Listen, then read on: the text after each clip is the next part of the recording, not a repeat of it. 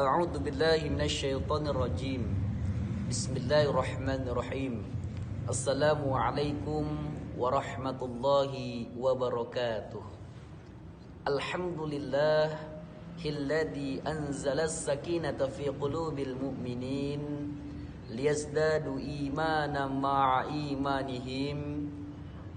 Walillahi junudus samawati wal ardh wa kana Allahu 'aliman hakima. Asyhadu an la ilaha illallah wahdahu la syarika lah wa asyhadu anna Muhammadan 'abduhu wa rasuluh. Allahumma salli ala sayyidina Muhammadin tibbil qulubi wa dawaiha wa 'afiyatil abdani wa shifaiha wa nuril absari wa diyaiha wa ala alihi wa sahbihi ajma'in. Amma ba'd.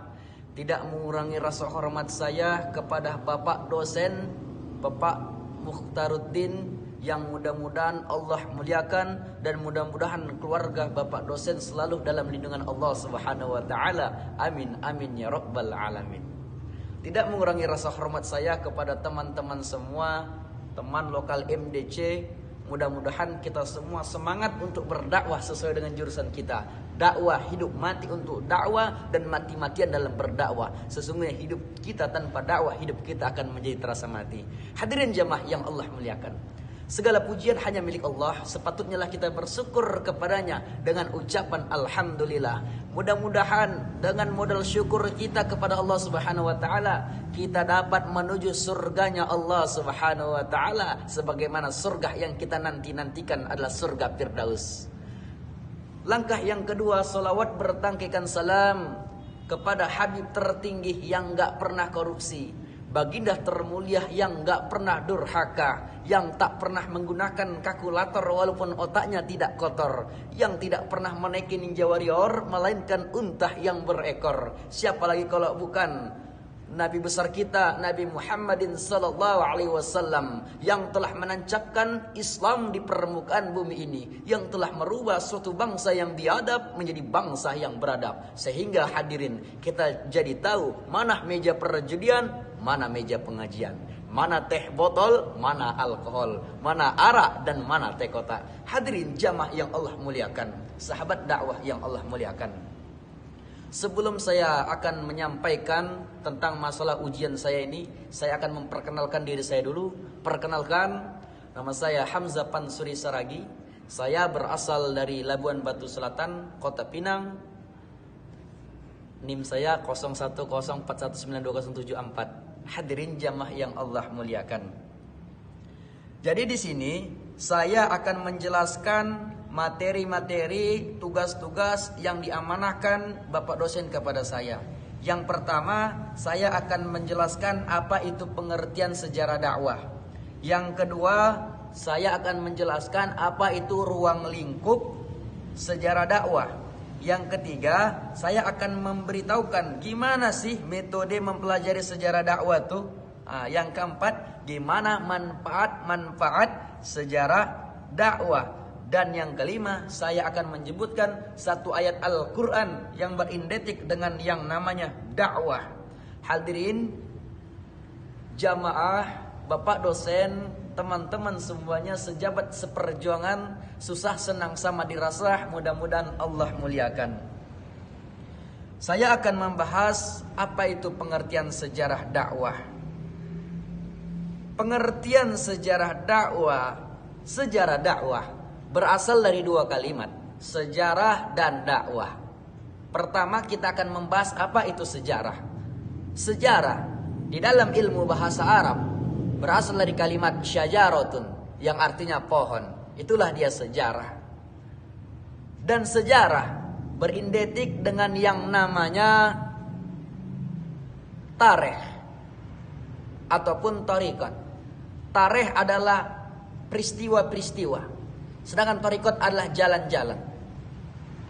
Jadi, definisi sejarah adalah peristiwa-peristiwa, cerita-cerita tentang orang-orang terdahulu demi untuk membenarkan tentang masa depan. Kemudian dakwah. Dakwah kita kupas Asal kalimat adalah da'a yad'u da'watan. Da'a fi'il madi. Fi'lun madi mabniun alal fathi la mahalla lahu minal i'rabi di dalam ilmu nahunya. Yad'u fi'il mudhari. Ya-nya itu adalah huruf mudhara'ah. Yang mana huruf mudhara'ah itu ada 4. Alif, ya, nun, dan ta.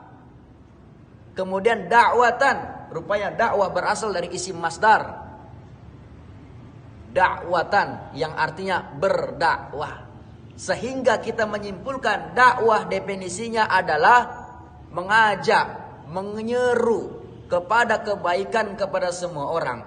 Sehingga kalimat sejarah dakwah digabungkan menjadi apa? Menjadi peristiwa-peristiwa, kejadian-kejadian yang masa lalu, yang terdahulu, yang ada di zaman baginda Rasulullah sallallahu alaihi wasallam. Itulah tentang masalah sejarah dakwah. Sejak dakwah ini beridentik dengan Islam, maka kita artikanlah sejarah dakwah ini adalah sejarah-sejarah, peristiwa-peristiwa, cerita-cerita masa lalu tentang masalah orang-orang yang mengajak kebaikan dan mencegah kemungkaran pada orang-orang yang terdahulu. Terdahulu ini siapa? Para nabi dan rasul. Hadirin jamaah yang Allah muliakan, itulah yang dinamakan sejarah dakwah. Bapak dosen dan teman-teman semua yang Allah muliakan, sehingga kalau kita melihat definisi sejarah dakwah menurut Kamus Besar Bahasa Indonesia adalah peristiwa-peristiwa, kejadian-kejadian yang terjadi kepada para nabi-nabi dan rasul-rasul. Siapa orang yang pertama menyampaikan dakwah dan siapa orang yang pertama kali menyebarkan hal-hal kebaikan. Itulah dia. Hadirin Bapak dosen yang Allah muliakan. Yang kedua, Hamzah akan membahas gimana ruang lingkup sejarah. Hadirin jamaah yang Allah muliakan, ruang lingkup sejarah, pembatasan ruang lingkup ini di kajian ilmu dakwah. Jadi saya di sini tentang masalah ruang lingkup sejarah akan membahas tentang masalah pendapat paling besar. Permulaan siapakah orang yang pertama kali yang menyampaikan ilmu dakwah ini. Yang pertama, menurut penelitian yang menjadikan permulaan dakwah adalah pada masa Rasulullah SAW. Ini pendapat merujuk kepada terminologi khusus dari dakwah Islamiyah, bahwa Islam adalah agama yang dibawa oleh Nabi Muhammad SAW. Ada juga penelitian yang kedua. Penelitian yang kedua ini berpendapat bahwa permulaan dakwah adalah sejak diutusnya para nabi dan rasul.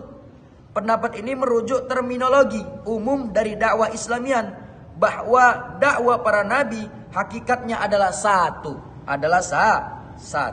Seluruh rasul telah menyampaikan Islam, artinya yang luas. Sebenarnya pendapat yang di atas ini tidak berlawanan kalau kita merujuk kepada salah satu dari dua makna Islam, yaitu makna umum dan makna yang khusus. Jika kata dakwah tidak dikaitkan dengan kata lain, maka sejarah dakwah yang dimaksud adalah umum, mencakup dakwah seluruh rasul dan dimulai sejak rasul pertama diutus manusia.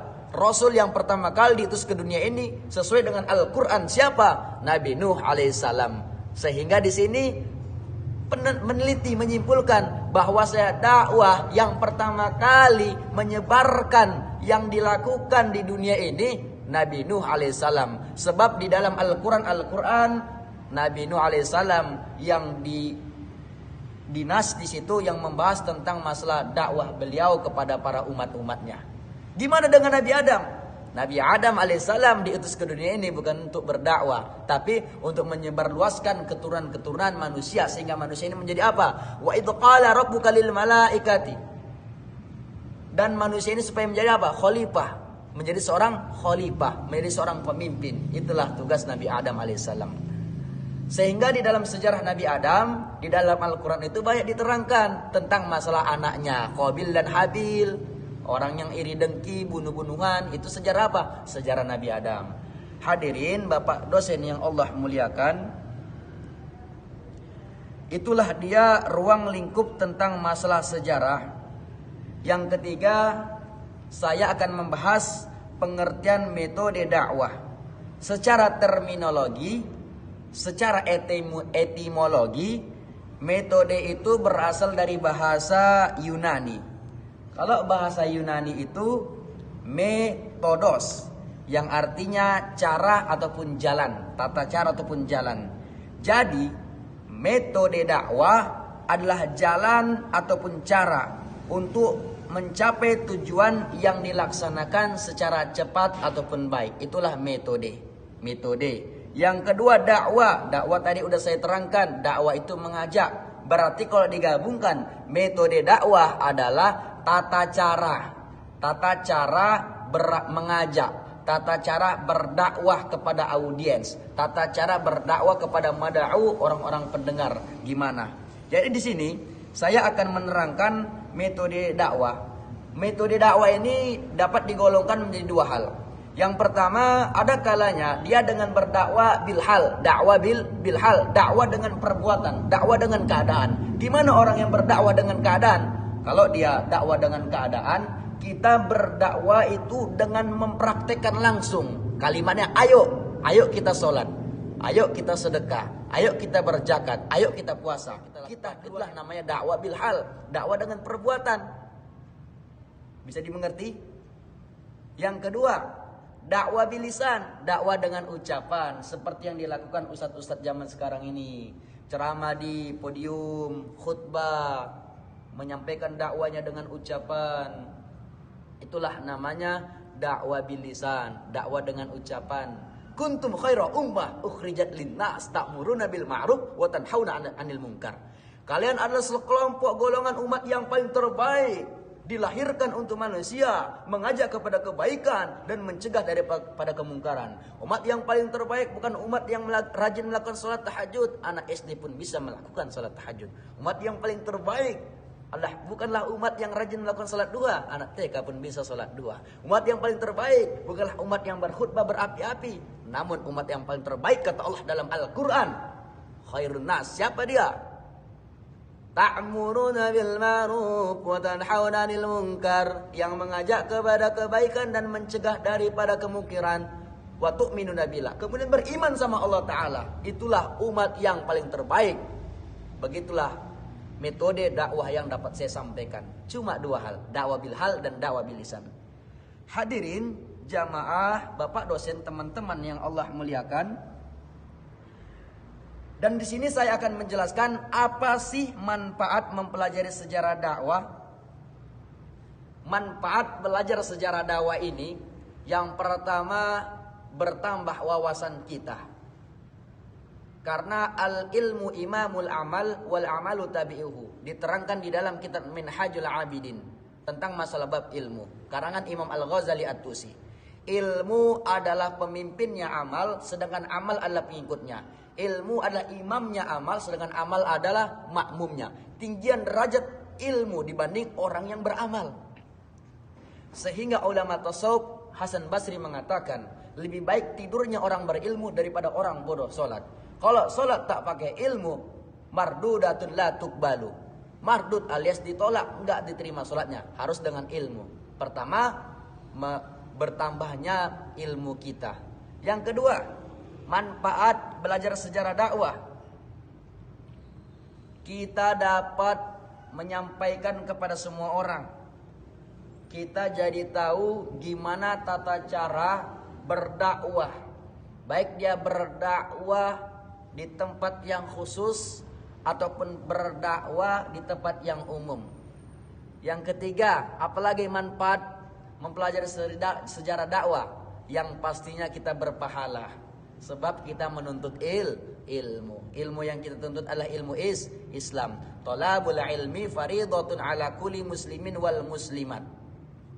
Menuntut ilmu itu wajib hukumnya bagi laki-laki ataupun perempuan. Apalagi manfaatnya selain itu, manfaatnya kita dapat membanggakan kedua orang tua kita. Ketika seorang anak udah mampu berdakwah, mengetahui ilmu sejarah dakwah, bisa berdakwah kemana-mana, menjadi ustadz kondang, orang tua kita bangga sama anaknya ini. Anak yang masih kecil ditempah, disekolahkan, dikuliahkan di universitas Islam Negeri Sumatera Utara untuk menyampaikan dakwah. Itulah dia manfaat belajar ilmu sejarah dakwah. Kemudian saya akan menyebutkan ayat yang menerangkan tentang masalah dakwah. Allah berfirman di dalam Al-Quran surah An-Nahl ayat 125. A'udzu billahi minasyaitonir rajim. Bismillahirrahmanirrahim.